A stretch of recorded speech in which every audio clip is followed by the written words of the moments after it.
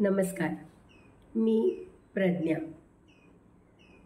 आजच्या माझ्या कवितेचं नाव आहे रक्षाबंधन। नारळी पौर्णिमेलाच किनाऱ्यावरती जसं सागरात होड्या घालण्यासाठी नारळ घेऊन सागराची पूजा करण्यासाठी ही पौर्णिमा असते, तसंच रक्षाबंधन म्हणजे बहिणी भावाच्या प्रेमासाठी हा सण खूप महत्त्वाचा असतो। माझ्या कवितेचं नाव आहे रक्षाबंधन।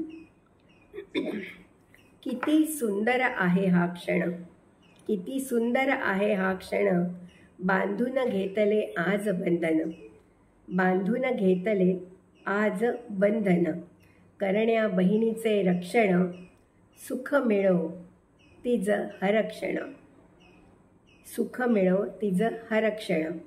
किती सुंदर आहे हा क्षण, बांधून घेतले बंधन, करण्या बहिणीचे रक्षण, सुख मिळो तिज हरक्षण। बांधते बहीण जेव्हा भावासी राखी, बांधते बहीण जेव्हा भावासी राखी, अतुलनीय प्रेमाच्या देई राशीच्या राशी, अतुलनीय प्रेमाच्या देई राशीच्या राशी। बंध हा विशेष बंधू भगिनींसाठी, बंध हा विशेष बंधू भगिनींसाठी, एक सण जो साजरा बहीण भावांसाठी, एक सण जो साजरा बहीण भावांसाठी। समुद्रासारखी अथांगता या प्रेमाची, समुद्रासारखी अथांगता या प्रेमाची, भावना जिथे एकमेकांच्या उद्धाराची, भावना जिथे एकमेकांच्या उद्धाराची। नित्य प्रार्थना एकमेकांच्या कल्याणासाठी, नित्य प्रार्थना एकमेकांच्या कल्याणासाठी। सुख देती खेळण्याच्या वयातील अनुभूती, सुख देती खेळण्याच्या वयातील अनुभूती।